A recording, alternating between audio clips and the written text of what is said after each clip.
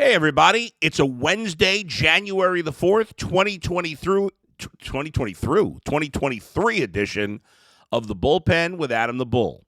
And on today's program, we will get to the Cavaliers and what can Donovan Mitchell do for a follow-up when he and the Cavs host the Phoenix Suns, a very good team, obviously, tonight. But we'll spend plenty of time talking about the Browns, their final game against the Steelers, and the possibility of Nick Chubb winning the rushing title. That's all coming up on this Wednesday edition of The Bullpen with Adam the Bull. Podcast is not for the faint of heart. And I do think it's time for the Browns to move on. It's not for those who ride the fence. He's proven nothing. But if you're looking for someone who tells it like it is about Cleveland sports, everybody does fandom their way. You've come to the right place. I don't think he's any good. It's time for the Bullpen with Adam the Bull.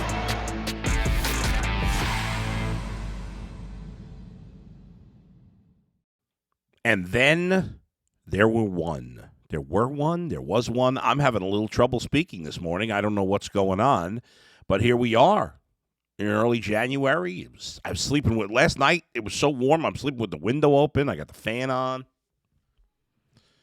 I don't know. Crazy weather, right? Going to be warm again today, and then it'll be cold. But overall, it's been pretty good December and January so far, outside of those 5 days where we had the negative 5,000 degrees and wind. So overall, I guess we can't complain, right? We can complain about the Browns being out of the playoffs yet again in the 2023 season. Browns do have one more game to go, and the question is, I guess for you, for me, for the players, for everybody, how meaningful is it? How badly... Oh! Crash! So what happened, folks, is my dog was laying next to me on the floor, and I have this wire here, as you can see, that connects me, that hardwires me to the internet. So I'm not doing this podcast on Wi-Fi, which is usually fine, but actually I want it to come out as good as possible, and so I got the hardline internet connection. Of course, my dog was laying on it. Then my wife opened the door to the front of the house to take my son to school, and the dog jumped up and got excited and almost pulled the whole computer and the internet cord with him. Crashy, please don't lay on my internet cord. All right, we'll get it together here. Crash, come here, over here, come. All right, good boy. Don't lay on that, will you? We'll get it together. Anyway, oh gosh. So let's get to the Browns and not the craziness of my internet connection. I'm gonna have to move the cord here. There we go. There you go, pup. All right, hold on. I got to move my dog. Crash up. There you go. Over here. Sit. Good boy. Good boy, puppy. Good boy. All right. Stop messing with my internet connection. Good boy, Crashy. Good boy. I bet you weren't expecting this on the podcast this morning. So, anyway, let's get to the Browns. Does it matter? Is it meaningful? Do you care? And knowing most of you like I think you do, and knowing me like I think I do, I think I know myself pretty well, this is obviously still a big game for the Browns. And hopefully the players will treat it as such. It's a division game. How much it actually means towards next year, who knows? But I know from a fan perspective, we don't want this, even though it might benefit the Browns in the long, next year to finish in last, in a way, because you'd have two games that are in theory easier opponents, right?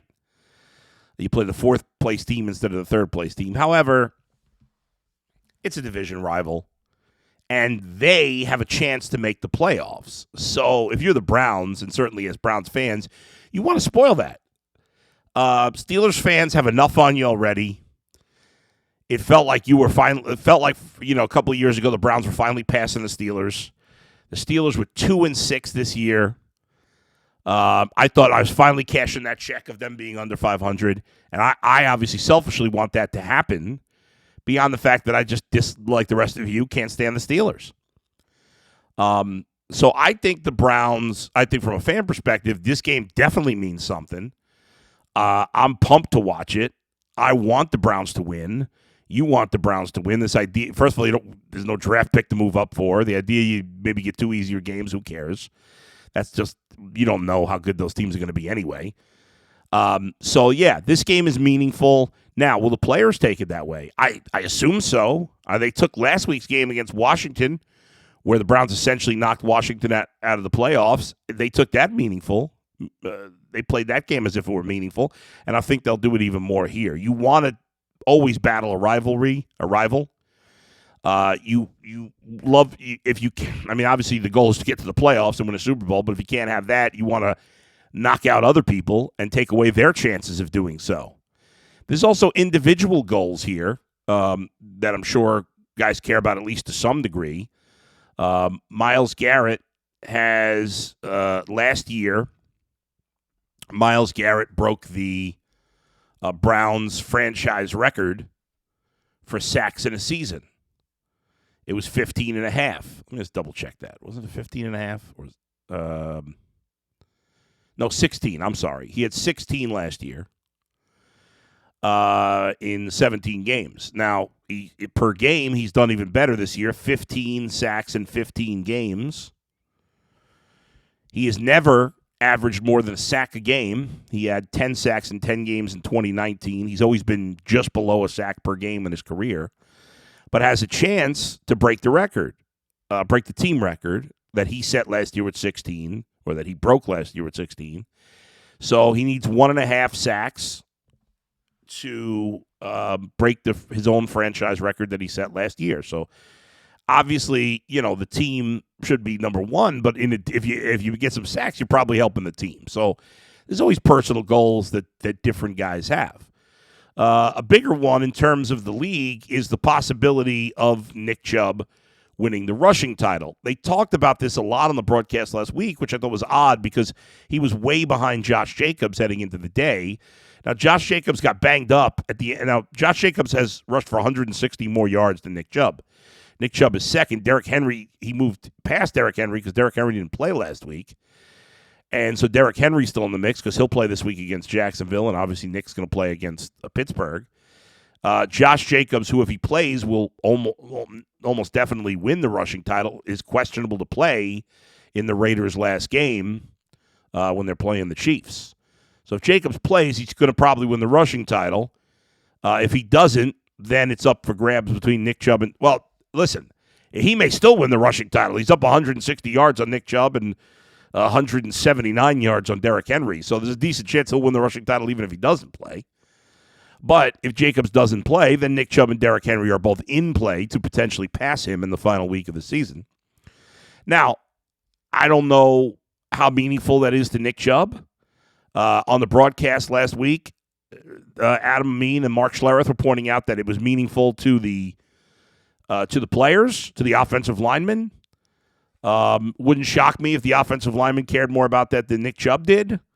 I don't know. Maybe I'm just so obsessed with Nick Chubb and think so highly of him that I would think he wouldn't even care about individual records, which is stupid because I think highly of myself, and we all care about individual records. If I were a player, I'd want to win. Yes, that would be the number one thing, but I'd also want to set individual records. I'd want that accomplishment as well. So there's no reason to believe Nick Chubb wouldn't want to win a rushing title. I do truly believe that he cares more about winning than winning a rushing title, but and there's nothing wrong with him wanting to win a rushing title if he does.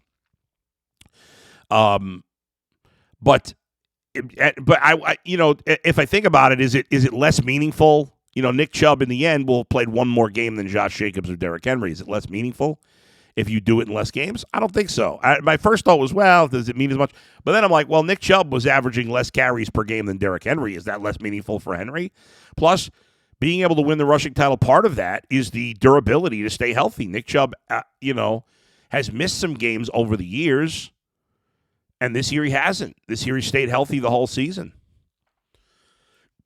Right? Nick missed 4 games in 2020. He missed 3 games last year. So and he played in all 16 his first 2 years in the league.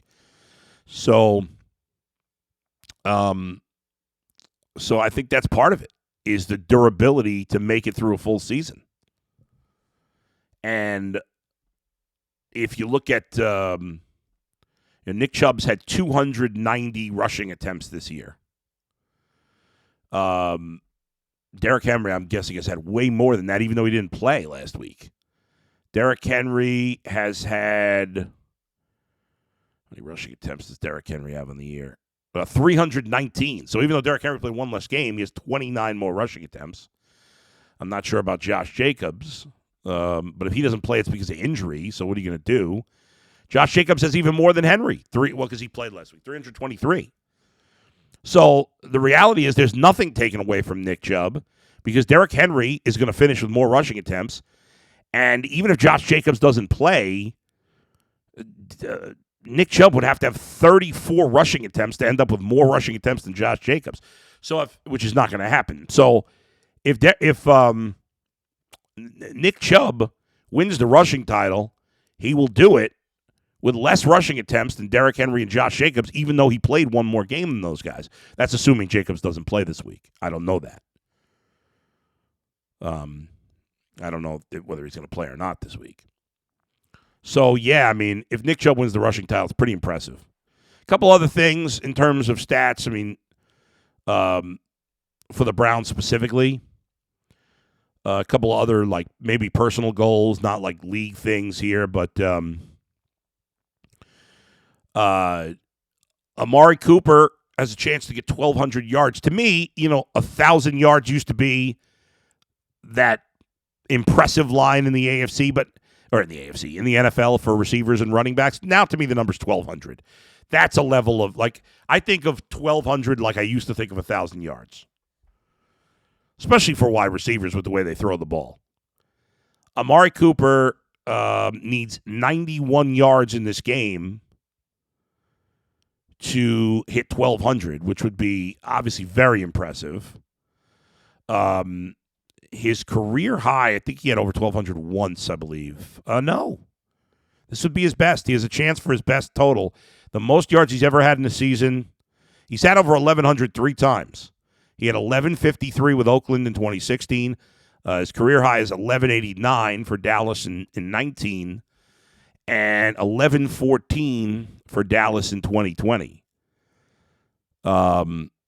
And he already has a career-high 9 touchdowns. He had 8 with Dallas in 19 and 8 again with Dallas last year. So he's a chance for his first 1,200-yard season. He needs 81 yards for a yardage career best, and he needs 91 yards for 1,200. And 1 touchdown, of course, to get to double-digit touchdowns, which is certainly very impressive. I was hoping Donovan Peoples-Jones could get to 1,000 yards this year. Looks like he's not going to get there. He would need 203 yards to get there. That's not going to happen. But he should at least go over 800 yards, which is a nice continued step forward. David Njoku has a chance to get over 600 yards receiving. The second half of the year has been a bit of a disappointment for him. Between the injury, he hasn't played as well. Made a couple plays last week, but overall he hasn't played as well the second half of the season since coming back from injury. He actually had 639 yards in 2018 for the Browns. So he needs, 54 yards to have a career high. He's had 4 touchdowns 3 times. He has 3 this year. So overall, he's had a pretty good season. He needs 3 catches to have the most of his career. But still, the way he was going the first half, I expected more like 800 yards and 5-6 touchdowns. And obviously hasn't gotten to that, and he hasn't played as well here. I think we were all feeling better about the Njoku contract earlier in the season. And at the moment, it's fine. I think he's overpaid. He's not a superstar, but he's a good player.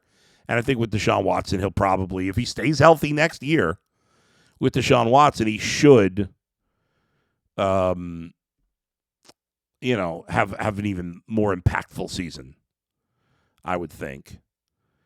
A couple other stats for the Browns heading into the last game. Grant Delpit leads the team with 103 tackles. That's not good. It's not good when your top two tacklers, the only two guys that are going to go over 100, Delpit with 103, John Johnson with 94, are both safeties. You don't want safeties to be your leading tacklers. That's obviously not a good sign. Other things to look for. Cade York had a good week last week. Hopefully he can be feeling good. Hopefully he's feeling good about himself and feeling more confident heading into this offseason if he can have another game this week where he's making all his kicks. In terms of the league itself, and I'll take a break, give you some more NFL stuff, some league statistics, and get into some things with the Browns and the Steelers game as well. That's all coming up. Looking for a delicious treat but don't want all the fat and calories, and you got to try Built Bar. We made it through the holidays. Everyone wants to eat a little healthier. Certainly I do, but you don't want to compromise taste, so you got to try Built. With Built, healthy is actually tasty. What makes Built Bar so good? Covered 100% real chocolate. Great flavors, churro, peanut butter brownie, coconut almond. Built just does a great job. It's a great product. Now you don't even have to wait around to get a box. For years they've been talking about ordering your Built Bars at Built.com. Well, now you can get them at your local Walmart or Sam's Club as well. Built, you got to try this. All right, quick break.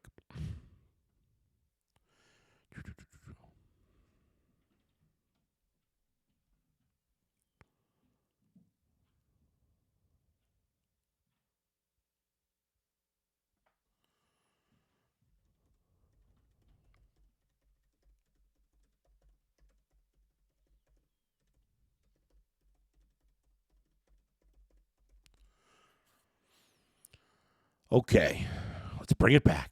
Bring that camera back. Here we go. Hey, you can see my pretty face again. All right, let's send that. There we go. Get a little water in. Okay, a couple other things from an NFL perspective heading into this final week, in case you're interested. Patrick Mahomes has 5,048 yards passing. The record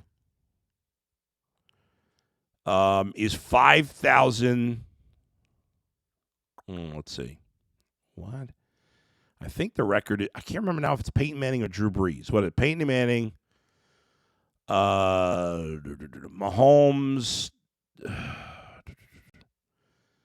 Mahomes needs 430 yards to break the all-time record for pass yards in a season. Currently 5,477. And 180 offensive yards. Oh, okay. 5,477 yards passing by Peyton Manning in 2013. That's the record. He probably doesn't get there, is my guess. But who knows? It's been a magnificent season. Tom Brady, believe it or not, as bad as the Bucs have been for much of the year, is second. Justin Herbert is third. Herbert and Cousins passed Joe Burrow, obviously, with what happened in Cincinnati on Monday, that game. Those stats don't count for the 10 minutes they played, and so he got knocked down there. But the Brady actually has got an outside chance of getting the 5,000 yards this year, which is nuts. Leading receiver, Justin Jefferson, probably won't break the record. It was looking like he had a good shot at 2,000 yards, but he didn't do anything last week. He had a bad game. They didn't give him the ball. Still, he's having a magnificent season, 1,771 yards. Tyreek Hill second with 1,687, and then Devontae Adams third with 1,443. So he's got, 330 yards almost more than the guy who's in third place, and 85 yards more than the guy who's in second. So some interesting stats. If you're interested in that sort of thing. In terms of the sack leader in the NFL, we talked about Myles Garrett breaking a team record with 16. Myles Garrett probably doesn't get the sack record in the league. Nick Bosa has 17.5 for San Francisco. Hassan Reddick of the Eagles has had a magnificent year. He has 16 sacks. And then Matthew Judon with 15.5, and then Myles Garrett is fourth with 15. So I guess it's possible if he had a massive game with like 3-4 sacks, they could pass Nick Bosa. But he'd have to have a lot because the odds are Nick Bosa, who's averaging over a sack a game, will get at least one sack in this season, in the next game too. So, because he's probably the defensive player of the year, I would assume. Although Hassan Reddick's been darn good for Philly, and they've had, consistently a great defense, even more than San Francisco this year, I think. So that'd be interesting to see who wins that. But Myles Garrett's not going to win Defensive Player of the Year. He's not going to win the sack title, but certainly in the mix, as he normally is. As for some of the specifics on the Browns-Steelers, we'll get more into that as the week goes. But, the Browns' passing defense has been much better, but obviously a big part of that has been the fact that their run defense has been so poor that, teams are not throwing the ball as much. Plus, the Browns haven't really, it's in this stretch where they've played much better pass defense and better defense overall. They've only faced one good quarterback in Joe Burrow. That's it. Now, Kenny Pickett is not, at this point, a good quarterback, but he's shown some grit, some moxie, whatever word you want to use here. He's been better than I thought as a rookie. I don't know how good he's going to be in the long term, but he's played decent football here and made some big throws late in games as the Steelers have eked out some of these wins. And so he's better than some of these guys, I think, like Carson Wentz or some of these other guys, but not that good. And the Steelers are, I would assume, going to run the ball a ton in this game. I mean, if I'm the Steelers and I've been paying attention, I think, as always, I'm looking to run the ball here. Jaylen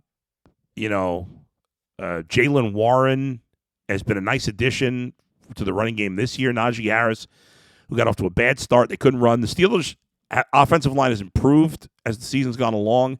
Part of that is consistency. I believe they're the only team in the league that has had the same starting five for the whole year. So, Najee Harris has gotten better in the second half, but it's been the combo with him and Jaylen Warren that has been pretty good. Their passing game is less of a threat. Pickens has made some, Pickens and Johnson are solid receivers. Pickens is a rookie.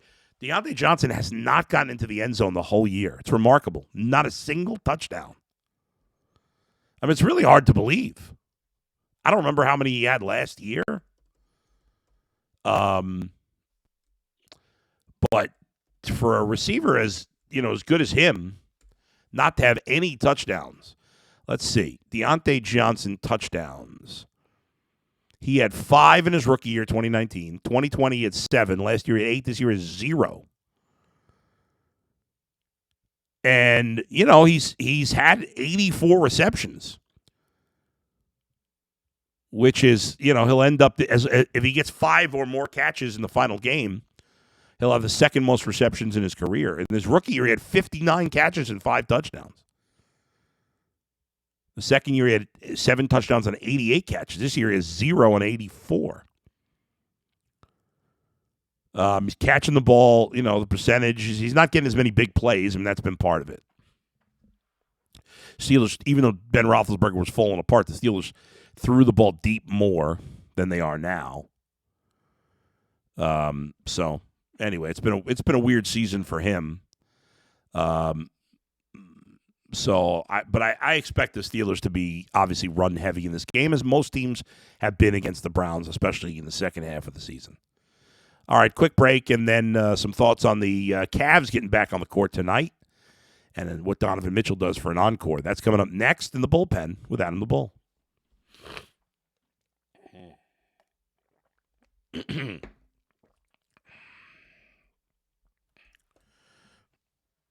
Okay, so Cavs in action tonight, hosting Phoenix. Obviously, Donovan Mitchell coming off that 71-point performance. Donovan Mitchell in his previous game, also against the Bulls, scored 15. Obviously, he went from 15 against the Bulls in Chicago to 71 against the Bulls in Cleveland. Now, the question is, how many points can he score in back-to-back games? So we'll see what that number becomes total off the 71. Obviously, the Phoenix Suns, who the Cavs play twice in the next few games, they host them tonight before heading out on the West Coast trip. Suns, they have not been playing great basketball. They're a good team, but obviously they haven't been playing as well. They've lost 3 in a row. They've lost 7 of 11, 7 of 11. They're only 2 games over 500. They've been terrible on the road. They've been kind of like the Cavs. They're 14-5 at home, 6-13 on the road. I mean, that's shocking. This Phoenix Suns team's been really good, and only the Houston Rockets, the Warriors, and the Jazz have more road losses in the Western Conference than Phoenix. So right now they're the 8th seed in the West. It's weird to see Phoenix and Golden State 8 and 9 in the West. It's funny, the Jazz got off to a really good start this year, and they have completely cratered. They're not down to the 10 seed. They've lost 5 in a row. They've lost 9 of 13. Yeah. Anyway, I don't follow the West quite as much. I didn't realize they had dropped so far, Utah. Cavs begin the day in 4th place in the East, 2 games back of Boston. Obviously, right now, the best team in the NBA is Brooklyn. I mean, they're just killing it. After that terrible start and all the nonsense with Kyrie early in the season, they're killing it. They've won 12 in a row. Pretty remarkable after the start they were off to. When they started this winning streak, they were 13-12. Now they're 25-12 and only a half game behind Boston for the best record in the league. But nobody's playing better than them right now. Dallas is playing well. They've won 7 in a row. The Sixers have won 8 of their last 10. And the Cavs are playing well overall, 7 of 10. Let's see if they can keep it going. This is a game at home again where they're 17-4. And the Cavs have gotten better on the road, just 3 games under 500. Cavs, I expect them to win this game tonight. I saw from my man Chris Fedor, he tweeted some updates on injuries yesterday. Let me just give you the updates from Chris. By the way, Zion, he mentions, and I forgot about this, Zion Williamson is out for the next couple of weeks. He's been playing so great. Right hamstring strain. He's going to miss the game when the Grizzlies come to Cleveland in 2 weeks. He'll be out for that game. Oh, wow, I didn't see this. Chris says, according to the NBA's last 2-minute report, Cavs Donovan Mitchell's miraculous record-setting basket shouldn't have counted. Huh. That's interesting. There were incorrect calls, both of them in Cleveland. 2 incorrect calls in the final 2 minutes, both in Cleveland's favor. The most notable and controversial came on Mitchell's record-setting putback, a remarkable layup following a missed free throw that gave him a franchise record 58 points and sent the game into overtime. With 4.6 seconds remaining and the Cavs trailing by 2 points, Mitchell deliberately missed his second freebie, darted toward the lane, collected his own rebound in midair, and flipped it in the basket. A review of that play by the league on Tuesday afternoon showed that Mitchell stepped over the plane of the free throw line before the ball touched the basket, a violation of NBA rules. Mitchell should have been called for a lane violation, negating the basket, keeping the Cavs behind by 2, and putting Mitchell at 56 points, 1 off the career high in Cleveland's single-season record that was previously shared by LeBron James and Kyrie Irving. Anyway, I'm glad the officials got it wrong because it led to a magical moment. So here's the update in terms of the injuries for this game. Darius Garland listed as doubtful with a sprained right thumb, so he's probably not going to play against Phoenix tonight. Evan Mobley is questionable with his right ankle soreness, and Ricky Rubio, who's obviously been on a long road from ACL recovery, will remain out. Not ready yet. Still more time needed. But looks like Darius Garland will not play. Evan Mobley, we will see. Obviously, those guys did not play at all yesterday or 2 days ago when Donovan Mitchell had that magnificent game. But I'm expecting the Cavs to take care of business tonight. before they head out on their road trip after this. All right, thanks for joining me on this Wednesday edition. Make sure you check out my website, AdamTheBull.com, on Twitter at AdamTheBull, and Cameo at AdamTheBull as well. Make sure you subscribe to the Ultimate Cleveland Sports Show YouTube page. We went just over 19,000 subscribers. Our goal is to get to 20,000 by the end of January. So please join us. If you know a friend who's not a member or didn't become a subscriber, please do it. It's very simple. Doesn't cost you a dime.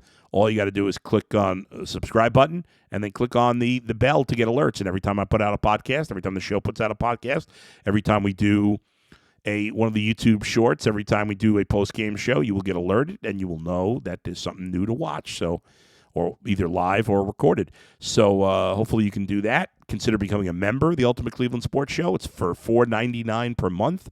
You'll get the bonus content that we do almost every day.